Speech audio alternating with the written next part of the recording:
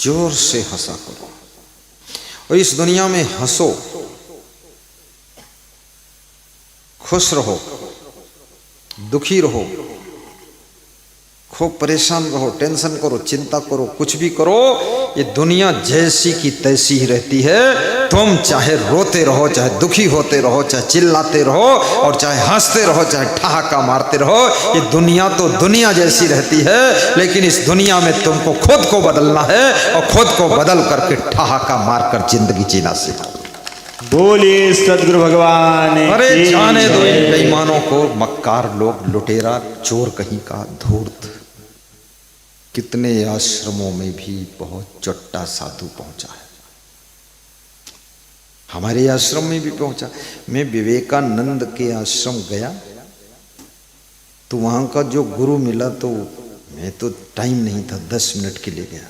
वो 2 घंटे अपना दुख सुनाया कि मेरे यहाँ का एक साधु मुकदमा चला दिया और इतना बड़ा मुकदमा चला। अरे 10 साल तक मुकदमा लड़ते रहते, लेकिन अब वो हार गए, हम लोग जीत गए। ये विवेकानंद की संस्था में बिगाड़ा नंद घुस गया जाकर इसे चोर नालायक कहीं के। भीतर भीतर रोई रे, तो मैं बीच में हाथ जोड़ता था कि हमको छुट्टी मिले भाई, हम जाएं, हमको जाना। हमारे भगत का बाप मर गया, वहां जा रहा था, और ये दूसरा सुना रहे कुछ लंबी कथा। 2 घंटे बाद छोड़ा उसने, और उसका कथा भी कोई सुनने वाला नहीं। तुम्हारी व्यथा की कथा भी कोई सुनने वाला नहीं है। किसको सुनाओगे, कौन सुनेगा? इसलिए अपना दुख सबको मत सुनाना। कभी चांस मिल जाए तो अपना दुख केवल संक्षिप्त में गुरु को सुना देना। गुरु दुख सुन करके तुम्हारे दुख को दूर करने के लिए गुरु अपने गुरु से प्रार्थना करेगा कि मेरे भक्त का दुख दूर हो जाए। बाकी दुनिया में मत सुनो। दुनिया में लोग हंसी करेंगे, मनोरंजन करेंगे तुम्हारा दुख सुन के। कोई, सब चाहते ही हैं तुम दुखी रहो,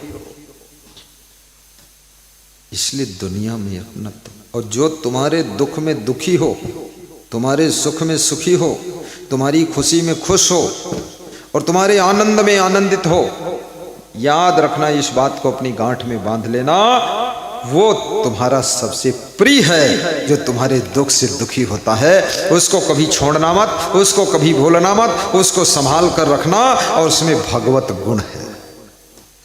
दुख में दुखी हो जा, पर दुखेन यो दुखी सुखो यस परश्रिया संसारे यस्मिन सह विज्ञा साक्षात देव हरि स्वयं। पद्म पुराण का ऋषि कहता है, जो दूसरों के दुख में द्रवित होता है, दुखी होता है, दूसरों के सुख में जो प्रसन्न होता, खुश होता है, वो इस धरती पर साक्षात भगवान का रूप है, हरि का रूप है। और वो इस दुनिया में मिल जाए तो समझ लो भगवान रूप बदल करके तुमको मिले हैं आकर। भगवान का रूप होता है जो तुम्हारे दुख में दुखी हो। और दुख में कभी घबराना मत। दुख भी मेहमान है, सुख भी मेहमान है, सब थोड़े दिन के लिए आते हैं। दुख आता नहीं सदा रहने के लिए, बात रह जाती है सिर्फ कहने के लिए। दुख आता है अपनों और परायों की पहचान करने के लिए। दुख आता नहीं है सदा रहने के लिए, दुख आता है अपनों की पहचान करने के लिए, और बात रह जाती है सिर्फ कहने के लिए। प्यार और पीर 2 किनारे हैं जिंदगी के, लेकिन जिंदगी धार है बहने के लिए। जिंदगी धार है बहने के लिए। कभी घबराना मत। विवेकानंद बनारस में जा रहे थे, एक बगीचे से होकर निकले तो उस बगीचे में बंदर बहुत रहते थे। बंदर विवेकानंद को काटने के लिए दौड़ पड़े। देखिए, इतना बड़ा संत, इतना बड़ा प्रवचन देने वाला, शिकागो कैलिफोर्निया में जा करके वर्ल्ड में धार्मिक सम्मेलन में प्रथम स्थान प्राप्त किया, उसको बंदर नोचने के लिए दौड़ रहे। इसलिए याद रखना, आप कितने ज्ञानी हैं, कितने धनवान हैं, कितने बुद्धिमान हैं, कितने महान हैं, पर बंदर से बच के रहना। बंदर तुम्हारा ज्ञान सब ठिकाने लगा देगा। बहुत सावधान। ये बंदर है, कुत्ता है, ये क्या समझे, ये तो सोचता है ये कोई बड़ा कुत्ता आया है। हाँ।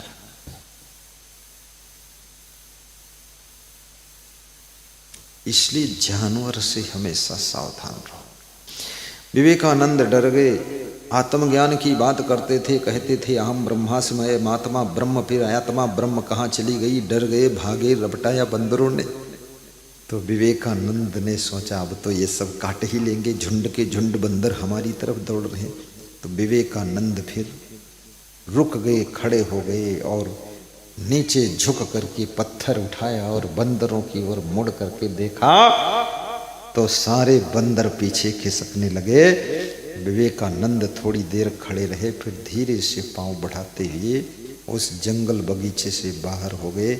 याद रखना, ये दुख के बंदर तुमको पीछे से नोचने के लिए रपटाते हैं। अगर तुम्हारे पास में विवेक है और अचल हो करके, अडिग हो करके मुड़ कर खड़े हो गए तो सारे दुख के बंदर पूंछ दबा कर भाग जाएंगे और सुख शांति तुमको जरूर मिलेगी। कभी घबराओ मत। बहुत समझना इस बात को। भीड़ आदमी की है लेकिन आदमी अकेला है। सोचना, भीड़ आदमी की है और आदमी अकेला है। आदमी अकेला है। जब मृत्यु होती है बस ये शरीर भी साथ नहीं जाता है। यहां हम हिंदू बनते हैं, मुसलमान बनते हैं, सिख ईसाई जैन यहूदी पारसी वारसी क्या क्या बनते हैं सब, और यहां पर हम बनते हैं ब्राह्मण वैश्य शूद्र और राजपूत। कोई कहता हम पाटीदार हैं, कोई कहता पटेल हैं, कोई कहता मालवी है, कोई कहता मैं राठौर हूं, कोई कहता हम तुम्हारे ठौर हैं। दुनिया भर का चटपटा मामला। लेकिन मरने के बाद ये शरीर जब खत्म होता है, इस आत्मा को तुम बता सकते हो कि हिंदू है कि मुस्लिम है, सिख है कि ईसाई है, ये राठौर है कि आंजना है कि पटेल है और कि उत्तर प्रदेश का ये साहू है, कौन है। इसलिए मुसलमानों को भी संदेश व्यास गादी दे रही है, जो इस्लाम के नाम पर मार काट करते हो, हिंदुओं को काटते हो, मारते हो, बांग्लादेश में, पाकिस्तान में, अफगानिस्तान में, तुम्हारे पास धर्म नाम का कोई मंत्र नहीं है। ये घोर अधर्म तुम करते हो। इससे अल्लाह का मन भी दुखी होता होगा कि ये मेरे नाम पर क्या कर रहे हैं मूर्ख लोग। एक मरे हुए व्यक्ति को तुम जिंदा नहीं कर सकते हो और लाखों जीवित लोगों को तलवार के घाट उतार कर मारने का अधिकार तुमको किसने दिया? अल्लाह की यही प्रेरणा है क्या? और अगर यही प्रेरणा है कि केवल सब मुसलमान ही रहना चाहिए, हिंदू नहीं, तो फिर ये जानवर क्यों, ये चींटियां क्यों, ये मच्छर क्यों? पहले इनको निपटाओ ना। ये कोरोना क्यों? सारे मुसलमान मिल करके कोरोना को मारो, तलवार से काटो। दम हो आइए कोरोना के पास, कितनी बंदूक लाइए, फेल हो जाइए। सब हिंदू मिलकर कोरोना को मारो, फायरिंग करो उधर। अरे पूरी मिलिट्री हिंदुस्तान की लग जाए और सारे बम फोड़ दिए जाए, फिर भी कोरोना मरने वाला नहीं। और कोरोना बढ़ जाएगा जब बम फोड़ोगे, ऑक्सीजन कम हो जाएगा, कोरोना फैल जाएगा। इसलिए किसी जाति के नाम पर, किसी पार्टी के नाम पर, किसी मजहब के नाम पर, हिंदू मुस्लिम के नाम पर एक दूसरे की हत्या करना, एक दूसरे को दुख देना, परेशान करना छोड़ दीजिए कृपया। जिसको तुम दुख देते हो मर करके उसी के जाति में तुम्हारा जन्म होगा और उसी के मजहब में जन्म होगा, ताकि उस दुख को तुम भोग सको। क्योंकि आत्मा ना ब्राह्मण है, ना क्षत्रिय है, ना वैश्य है, ना शूद्र है। ये आत्मा ना हिंदू है, ना मुसलमान है, ना सिख है, ना ईसाई है, ना जैन है, ना यहूदी है, ना पारसी है। ये आत्मा तो केवल शुद्ध बुद्ध चैतन्य स्वरूप ज्ञान स्वरूप आत्मा है। और आत्मा जब पूरी शुद्धता को प्राप्त होता है तो यही आत्मा ही परमात्मा का रूप ले लेता है। ये श्रीमद् भगवत गीता में लिखा हुआ। उपदृष्टानुमंता च भर्ता भोक्ता महेश्वरा परमात्मे चापिक्तो देहे अस्मिन पुरुषा परा। ये शरीर ईश्वर सर्वभूता नाम हृदय से अर्जुन तिष्ठति। श्री कृष्ण कहते हैं कि अर्जुन, हृदय मंदिर में बैठा हुआ अंगुष्ठ मात्र का स्थान जो हृदय है उसमें बैठा हुआ आत्मा ही ईश्वर का रूप है। वेद ऋषि कहते हैं अयम आत्मा ब्रह्म, ये आत्मा ब्रह्म है। अहम ब्रह्मास्मि, मैं ब्रह्म हूं। प्रज्ञानम ब्रह्म, तत्त्वमसि ब्रह्म, चारों वेदों का यही मंत्र है। फिर इस्लाम भी कहता है बिस्मिल्लाह रहमान रहीम। रहम है जिसके दिल अंदर रहमान वहीं पर रहता है, और रहम न जिसके दिल अंदर शैतान वहीं पर रहता है। इसलिए रहम पैदा करो तो रहमान को खुशी होगी, और दया पैदा करो तो दया सिंधु को खुशी होगी, और दूसरों पर कृपा करो तो कृपा सिंधु की तुम पर कृपा होगी। ये सीखो तो। मैं बड़ा आश्चर्य में पड़ जाता हूं। हिंदू मुस्लिम सब होता है। किसी मुसलमान को व्यभिचार करना है तो हिंदू लड़की है तो उसके साथ क्यों करते हो भाई? उसके साथ क्यों व्यभिचार करते हो? वो तो हिंदू है ना। नफरत करो, उससे दूर रहो, तो उसके साथ कर लेंगे। और हिंदू को व्यभिचार करना तो मुस्लिम लड़के से कर लेंगे, और नफरत भी कर रहे हो और लड़के के साथ व्यभिचार कर रहे हैं। अरे इतना नफरत है तो जो सेव फल आ रहा, संतरा फल आ रहा है, ये तो पता लगा लो ये हिंदू ने पेड़ लगाए हैं बगीचा की मुसलमान ने लगाए हैं, पहले पता तो लगाओ। खूब गपागप खाते चले जा रहे हो। ये रे संतरा भी तो हिंदू मुसलमान हो गया ना। हाँ, ये सड़क किसने बनाई? ईश्वर क्यों निकलते? फालतू बकवास की बातें। धर्म के नाम पर जितना मनुष्य मारा गया है उतना तो अधर्म के नाम पर भी नहीं मारा गया। अगर इसको धर्म कहते हैं तो मैं पूछना चाहता हूं कि अधर्म की परिभाषा क्या है? ये मारना काटना धर्म है? और जब मस्जिद में जाने वाले लोग, मंदिर में जाने वाले लोग, गिरजा घर में जाने वाले लोग, गुरुद्वारा में जाने वाले लोग धर्म के नाम पर मार काट करेंगे, खून खराबा करेंगे, तो फिर ये बताइए उनसे अच्छे तो वह लोग हैं जो मधुशाला जाकर दारू पी के आराम से सो जाते हैं। कम से कम मार काट तो नहीं करते। ये तो शराब से बड़ा तुम पर नशा चढ़ा हुआ है, खतरनाक नशा है। इसलिए सच्चे धर्म को पहचानिए। सच्चा धर्म क्या है? प्रेम की गंगा बहाते चलो। मैं हांगकांग गया था, वहां अंडरग्राउंड में रेलवे स्टेशन थी। वहां पहुंचा तो वहां रास्ता ढूंढना मुश्किल, भाषा मैच नहीं करती। तो पाकिस्तान का एक बंदा मिला मुझे। बोले आप हिंदुस्तान से आए? हमने कहा हाँ। बोले आप तो मेरे भाई हैं। उनके भाई कैसे हुए? बोले हम पाकिस्तान के। तो आप ही के तो भाई हैं, बंटवारा वहीं हुआ था। हमने कहा नाम तेरा क्या है? तो बोला मेरा नाम, अरे रहने दो पूछने, रहीम खान। हमने कहा मुसलमान है तो मेरा भाई कैसे हुआ? मैं तो हिंदू हूं। बोलो हिंदू मुस्लिम भाई भाई। तो हमने कहा तो कुछ मदद करेगा? बोले मैं हांगकांग ही रहता हूं, आपको रास्ता बताऊंगा, मैं देख रहा हूं भटक रहे हो। तो हम 3 संत थे, उसने रास्ता बताया, पूरा स्टेशन से पार कराया। बोले कहाँ जाओगे? तो बताया उसको। हमने कहा वहां मेरा भक्त है।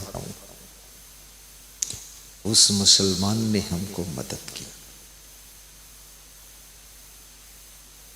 मदद करना ही धर्म है, जिसको तुलसीदास ने रामचरितमानस में डंका बजाकर कहा है। क्या? परहित सरी से गा दो। धर्म तुम गा दो, हम नहीं गाएंगे। एक भी चौपाई नहीं मालूम, चौपट करके बैठा, स्वयं गाओ। महिलाएं गाएं। जिंदगी में परहित किए नहीं तो याद क्या रहे? परहित अपना स्वार्थ हित में लगे हैं लोग। धर्म नहीं भाई, पर पीड़ा सम नहीं रथिमाहि। अष्टादश पुराणेश व्यासस्य वचनम द्वयम पुण्याय परोपकाराय पापाय परपीड़नम। 4 वेद 6 शास्त्र में बात मिली है दोए, और सुख दीने सुख होत है, दुख दीने दुख हो। 18 पुराणों का निचोड़ है क्या? परोपकार पुण्य है और पर पीड़ा ही पाप है। इसमें ना हिंदू घुसा है ना मुसलमान घुसा है। धर्म जो होता है यूनिवर्सल ट्रुथ होता है, और इसमें ना सिख ईसाई घुसा हुआ है। बताइए परोपकार में कौन है? कुछ नहीं।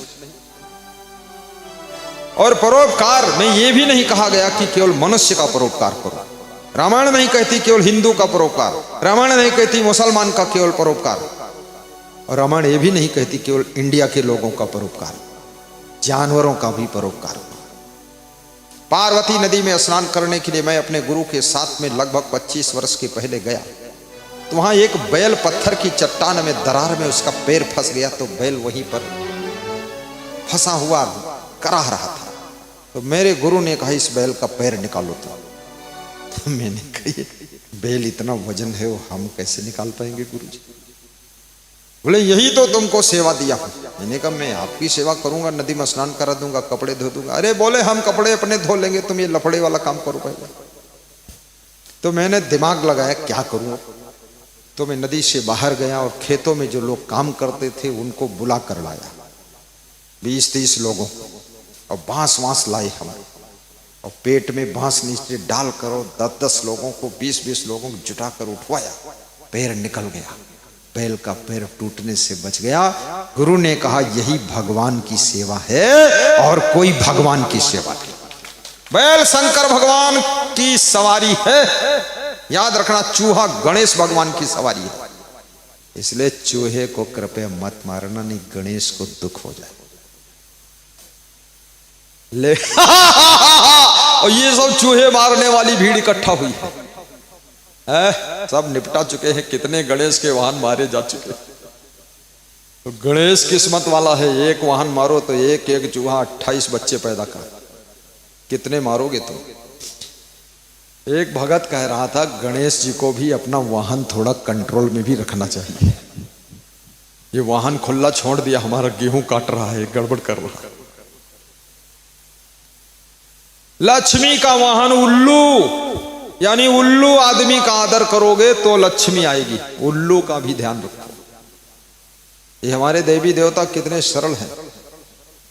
और शंकर भगवान का फल धतूरा, जिसको कोई न खाए उसको भगवान खाते हैं, धतूरा। कई लोग हमारे पास में वो जटाधारी नारियल ले आते, उसके अंदर तो कुछ ही नहीं, जटे जटा है, नोचते चले जाओ सब बाले बाल निकलेंगे। तो मैंने कहा मैं कोई शंकर भगवान हूं धतूरा लाकर रख दिए जटा? अरे कम से कम वो नारियल लाओ जिसको खीर में डाला जा सकता है, या काट कूट के भक्तों को बांट दूंगा। ये जटाधारी नारियल लाए, काहे के ले लो? मैंने अपनी खोपड़ी में जटा नहीं रखा तो इसकी जटा क्या करूंगा? फालतू काम। अरे गुरु को वो चीज भेंट करो जो प्रसाद में भी बांटी जा सके। ये फालतू चीज लाकर यहां नहीं देना चाहिए। किसी को हम प्रसाद भी दे सके, देने की इच्छा हो जाए।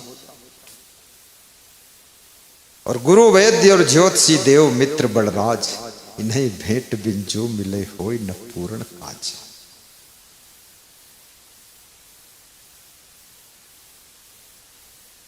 आइए, तुम सोचते होगे गुरुजी खड़े क्यों? खड़े हम इसलिए हुए हैं क्योंकि खड़े हुए।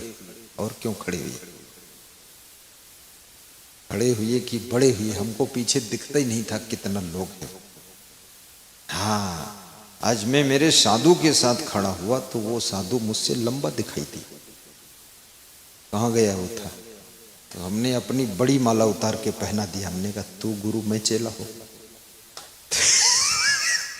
उसकी लंबाई ज्यादा निकली।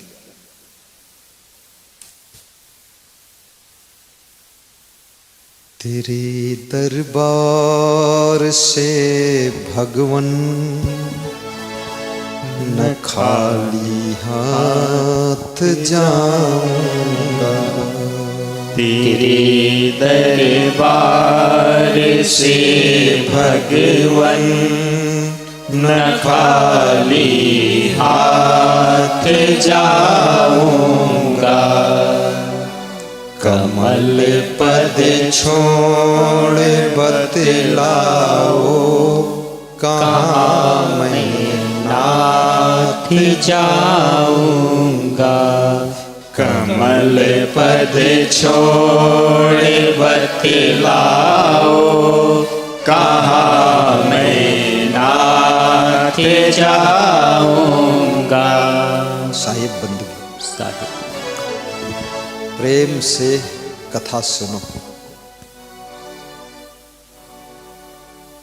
आपके दिल रूपी देवालय में बैठे हुए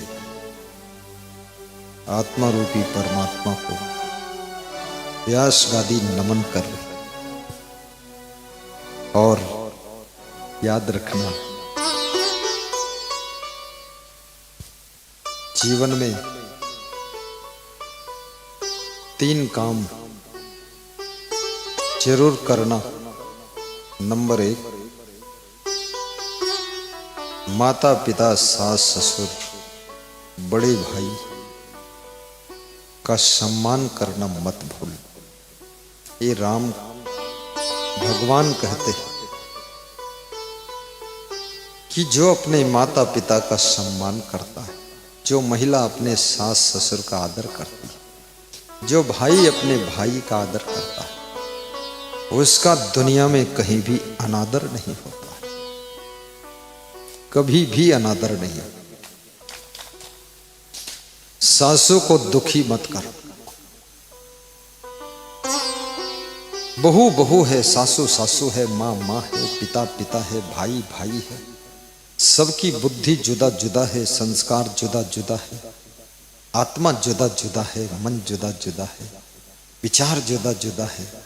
इसलिए कोई आपके जैसा संसार में है ही नहीं। आप जैसे केवल आप हैं, लेकिन सबके साथ में एडजस्टमेंट करने की कला सीखना, तो जिंदगी में कभी फेल नहीं होगे। आप एडजस्ट होना सीखो।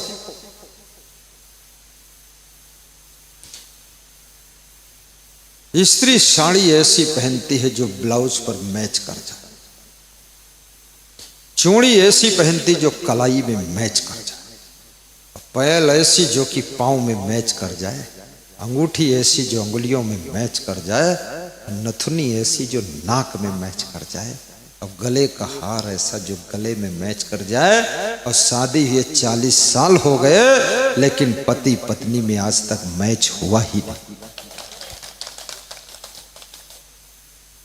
ये कब मैच होगा? वो मैच देखते हो, टूर्नामेंट हो, क्रिकेट मैच, ये तुम्हारे घर क्रिकेट मैच कब होगा? प्रेम, छोटे बनने में जो सुख है वो बड़े बनने में सुख नहीं। अपने ही गम खा लो, छोड़ो बकवास मत। पति से बात लड़ाने का सीधा सा अर्थ है घर में गरीबी आएगी। पत्नी को गाली देने का सीधा सा अर्थ है आपके घर में अब दुख आने वाला है, आपत्ति आने वाली। और मां बाप को रुलाने वाले लोग, सास ससुर को रुलाने वाले लोग विश्व में दुनिया में खोपड़ी घुमा लें, लेकिन कभी सुखी नहीं हो सकते हैं। और जिसके माता पिता सास ससुर हंसते रहते हैं, उसकी हंसी खुशी कोई छीन नहीं सकता। थोड़ा हंसाना भी सीखो, केवल जलेबी खिलाने से काम नहीं चलेगा। कितने पति लोग अपनी पत्नी को चुपके चुपके खूब गुलाब जामुन खिलाते। जब पत्नी आई थी ससुराल तब वजन था 40 किलो। इतना गुलाब जामुन खिलाया है, अब वजन हुआ 140 किलो। अब कहते हैं मेरी पत्नी का डेवलपमेंट चल रहा है। देखो, अरे पत्नी लाए थे उसको हथनी बना दिया। मैं स्त्रियों से भी कहूंगा तुम इतना खाना ही मत, कुछ भी कोई खिलाए बस तुम सादा भोजन करना। बिल्कुल 70 साल तक शरीर सुंदर रहना चाहिए, पेट वेट निकलना नहीं चाहिए। अगर पेट निकल गया तो सुंदरता खत्म हो गई ना। यह है तो अपना ही पेट, पर इसको समझा के रखो, पेट दास अंदर ही रहो। पुरुषों से भी यही निवेदन है, पेट पर ध्यान रखना, अपने पेट पर दूसरे के पेट को लेना देना, निकलने ना पाए। और ये 20 साल की उम्र से निकलने की कोशिश कर रहा है, निकल जाऊं, और तुम इसको अंदर कर रहे हो। बस कम भोजन, चबा चबा कर भोजन, खुश रहना, गहरी नींद सोना, थोड़ा मस्ती की जिंदगी जी। तुम्हारे पास में एक पेट्रोल पंप है, हमेशा ये सोचो मेरे पास एक है, इसमें कुछ भी नहीं। 50 पेट्रोल पंप हो तब लोड मानना। एक दो पेट्रोल पंप में बिल्कुल ऐसे सोचना एक चींटी भर का बचा। तुम एक मोटरसाइकिल लाते हो, तुम उस पर बैठे हो, तुम्हारे ऊपर बैठी, इतनी टेंशन लेते हो फालतू। थोड़ा आनंद में रहना सीखो, ये बार बार इतनी टेंशन क्यों? टेंशन और व्यसन और फैशन, ये तीन से बचना है। टेंशन से बुढ़ापा जल्दी आता है, और फैशन से बुराइयां जल्दी आती है, और व्यसन से बीमारियां जल्दी आती है। व्यसन बीमारियों को जन्म देता है, और फैशन बुराइयों को जन्म देता है, और टेंशन मौत को जल्दी बुलाकर रख देता है। जोरदार ताली बजाइए, मरना है तो मर जाना, कोई बात नहीं। इसलिए संतापाद भ्रष्यते रूपम, संतापाद भ्रष्यते बलम, संतापाद व्याधि में इच्छति, संतापाद भ्रष्यते ज्ञानम। जिस समय महाभारत के प्रसंग में महाराजा धृतराष्ट्र बहुत दुखी बैठे थे। अरे हस्तिनापुर की गद्दी पर बैठने वाला महाराजा धृतराष्ट्र दुखी है। जो धृतराष्ट्र का कार्य करेगा वो दुखी ही रहेगा। धृतराष्ट्र आंखों से अंधा होना दुख नहीं दे सकता है, लेकिन जो मोह में अंधा है, लोभ में अंधा है, वो कभी दुख से पार हो भी नहीं सकता है। ये धृतराष्ट्र उसका नाम है जो मोह में अंधा है। दुर्योधन का मोह सता रहा इसको, और मोह में अंधा व्यक्ति हमेशा गलत डिसीजन लेता है, पक्षपात करता है, और पक्षपात करने वाला कभी सुखी नहीं हो सकता है। आंखें तो नहीं है फिर भी दुखी है, ये रो लेता है, आंसू पहुंचता है, अंधों के भी आंसू आते।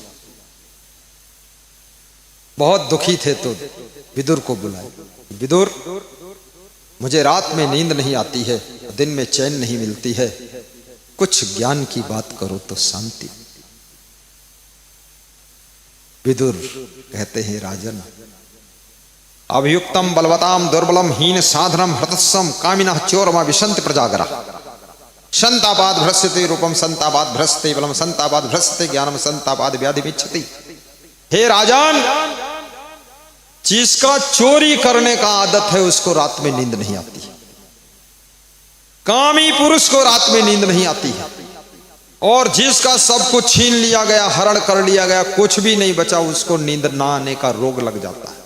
और जिसका अपने से कई गुना बलवान से विरोध हो जाता, शत्रुता हो जाती है, उसकी रात की नींद उड़ जाती है।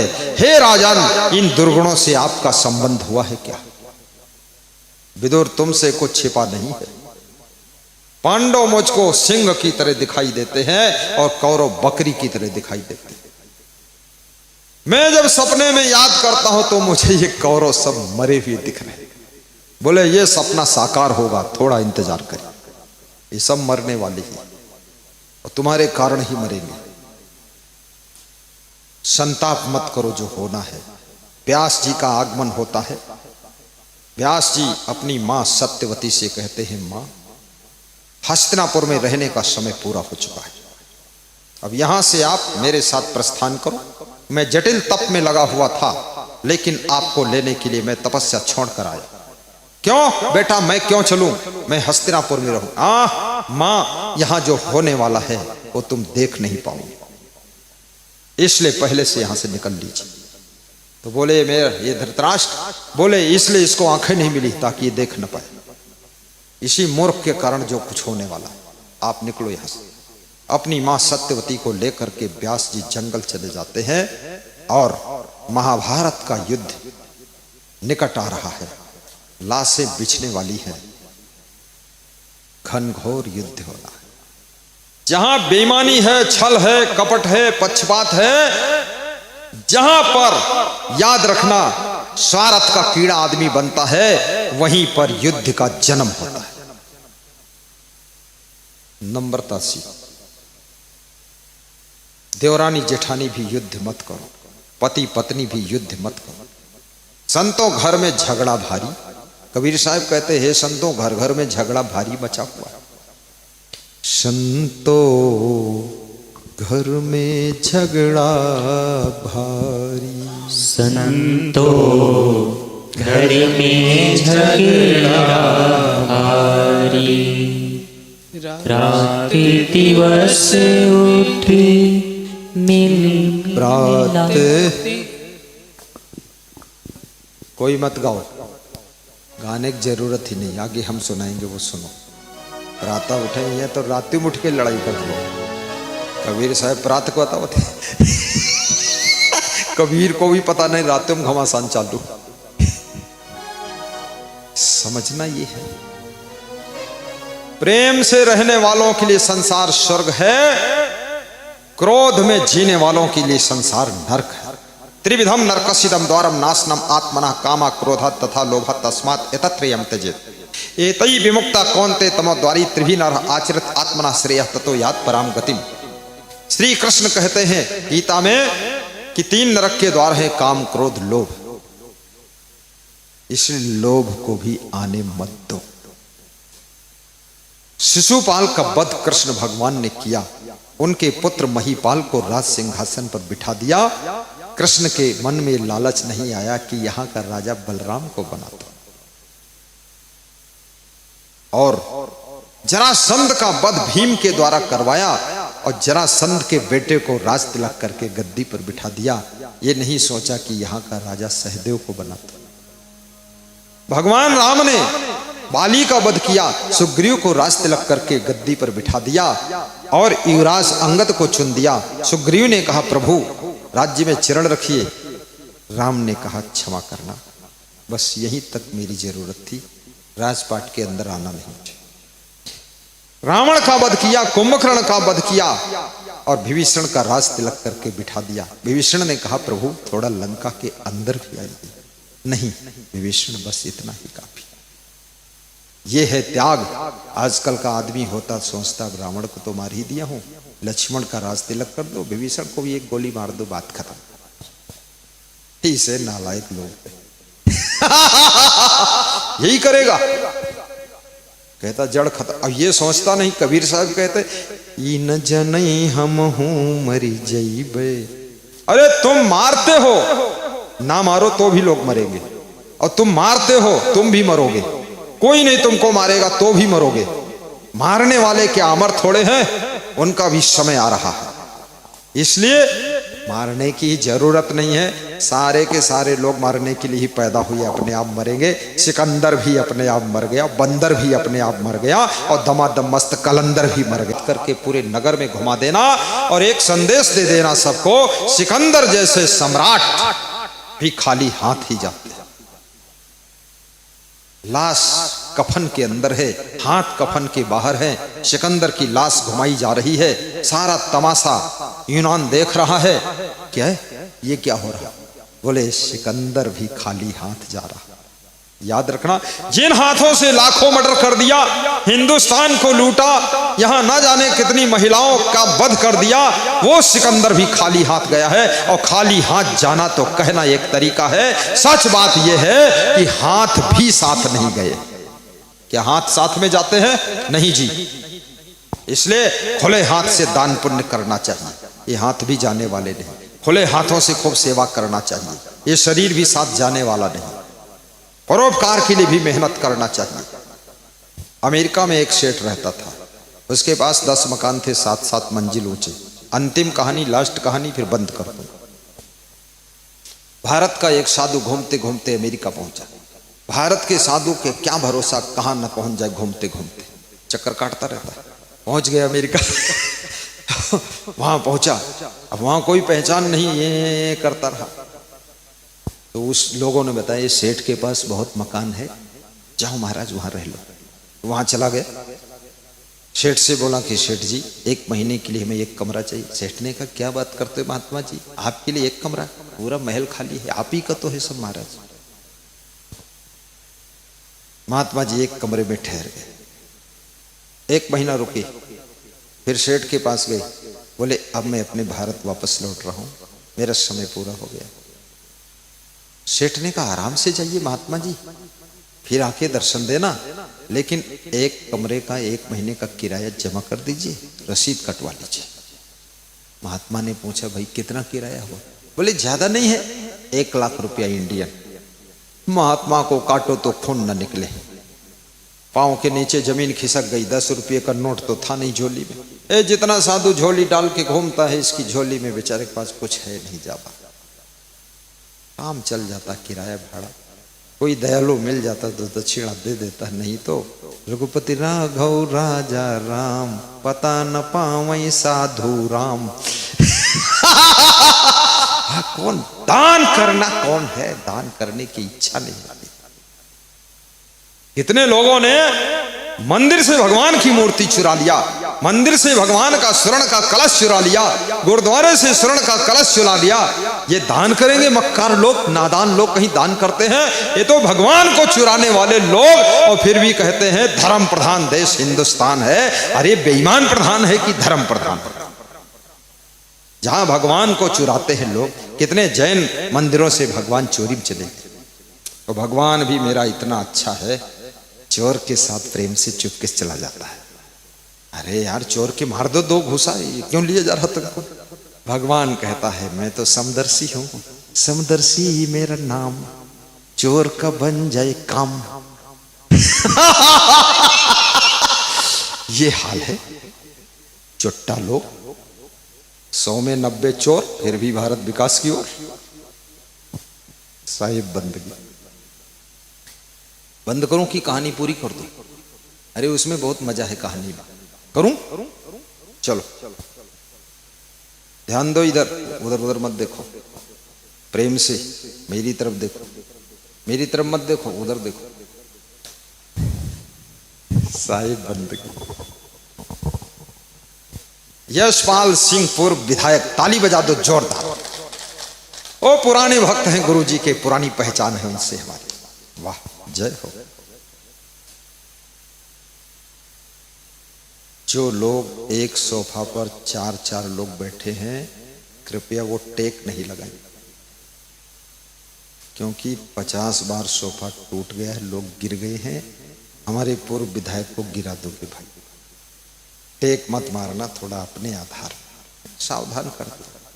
अरे गुरु जी के दरबार में गिर गए तो समझ लो ऊपर उठ गए। धन्यवाद विधायक साहब। तो महात्मा बड़े असमंजस में पड़ गया, 1 लाख कहां से दूं किराया? महात्मा ने कहा भाई मेरे पास पैसे नहीं। पैसे नहीं तो महाराज जी रहे क्यों कमरे में 1 महीना? बोले मैं समझा आप इतने उदार आत्मा हैं तो कम से कम कुछ तो सेवा भाव में रख लेंगे हम। बोले मैं ऐसा सेवा भावी नहीं हूं, नहीं तो ये 10 मकान 7-7 मंजिल के बन ही नहीं पाते। हम दान वान देते ही नहीं, हम तो किसी को छोड़ते नहीं है, भगवान भगवान हम मानते नहीं। महात्मा सोचा नास्तिक से पाला पड़ गया, पिंड कैसे छोड़ाऊं? कभी कभी महात्मा लोग भी संकट में पड़ जाते हैं। महात्मा ने दिमाग लगाया तो अपनी झोली में हाथ डाला और झोली से एक सामान निकाला और सेठ से कहा हाथ खोलो और जब मैं सामान दूंगा तो मुट्ठी बंद करो। ऐसा कोई नहीं दिया है आज तक आपको विश्व में। तो सेठ सोचा कोई बड़ी अद्भुत चीज मिलेगी। हाथ खोला और ऊपर से महात्मा ने अपना हाथ रख दिया, मुट्ठी खोल दिया, बोले बंद करो लो जाओ। सेठ के मन में संदेह है क्या भाई, बंद कर लो घर जाओ बताता, तब तक महात्मा चला जाएगा तो किराया कौन देगा? तो हाँ महात्मा भी। तो सेठ ने कहा भाई मैं खोल के देखूंगा जरूर। बोले मत खोल, सब बन जाएगा। बोले है क्या? महात्मा ने कहा तेरा मन नहीं मानता है तो खोल। खोला तो उसमें क्या था? वो कपड़ा फट गया हो तो कपड़ा को सिलने वाली इतनी बड़ी सुई निकली। सुई, अरे बोले ये तो सुई है, तो 4 आने की मिलती है, ये कौन सी बड़ी चीज है? ये तो दुनिया में सब जगह मिलती है, तुम ठग रहे हो महात्मा होकर। बोले ठग नहीं रहा हूं, बात तो सुनो। बोले क्या है? कहा जब तुम मरोगे तो सब यही छूट जाएगा। ये सुई लेकर के तुम भगवान के दरबार में आना और मैं भगवान के दरबार में कुर्सी डालकर बैठा मिलूंगा और तुम्हारा प्रवेश यदि नरक का होगा तो मैं भगवान से सिफारिश करके सोर्स लगाकर तुम्हें स्वर्ग में दाखिल करा दूं, लेकिन सुई दिखाना पड़ेगा, वही पहचान। सेठ मुस्कराया और महात्मा को प्रणाम किया, दंडवत किया और बोला कि परोपकाराय शताम विभूतया, संत तो परोपकारी होते ही है। धन्य हो महाराज, भगवान रूप आए जो आपने स्वर्ग की व्यवस्था कर दी। अब जाओ आप महाराज, जल्दी जाओ। साधु उठा और झोली लिया और निकला सड़क से बाहर। साधु भी खुश हुआ, पिंड छूट गया, जाने दो बेईमान को क्या। इधर वो सेठ भागता हुआ सेठानी के पास गया और सेठानी से कहा कि आज ऐसी चीज मिली है, एक कमरे के 1 महीने की किराए में जो चीज मिली कभी नहीं मिली, ले चुपचाप इसको संभाल के रख। लाओ, क्या है? जितनी सेठानी होती है ना पत्नियां, जब पति कुछ लाता है तो कहती लाओ क्या है, रख। हाँ, ये पत्नी जो है स्टेट बैंक ऑफ इंडिया है, बैंक ऑफ बड़ौदा है, bank of India, state bank of India.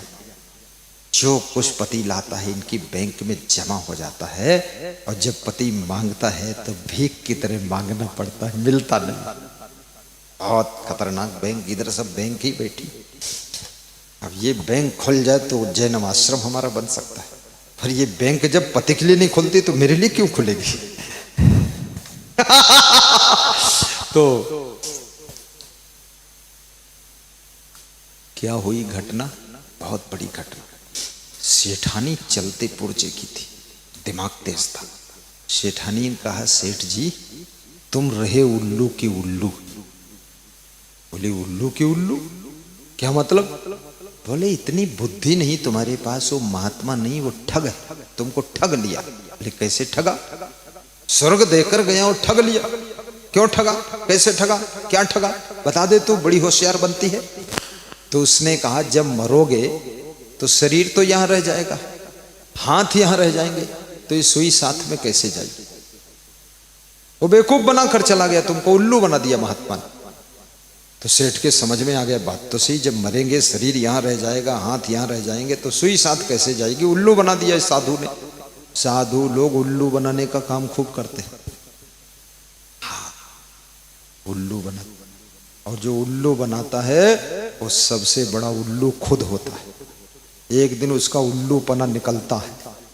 हाँ, जितने साधुओं ने नकली भेष पहनकर और उल्लू बनाया समाज को, अब वो ऐसे उल्लू बनकर बैठे हैं कि लोग तमाशा देख रहे हैं। दूसरों को उल्लू बनाने वाला खुद ही उल्लू बन जाता है। इसलिए किसी को उल्लू पल्लू नहीं बनाना है, सबको विचारवान, विवेकवान, ज्ञानी और भक्तिवान, श्रद्धावान, बुद्धिमान, चरित्रवान बनाने का काम करना है, गुणवान बनाने का काम करना है, और सबका उल्लूपना मिटाना है, और सबको सुखी करने का काम साधु का काम है।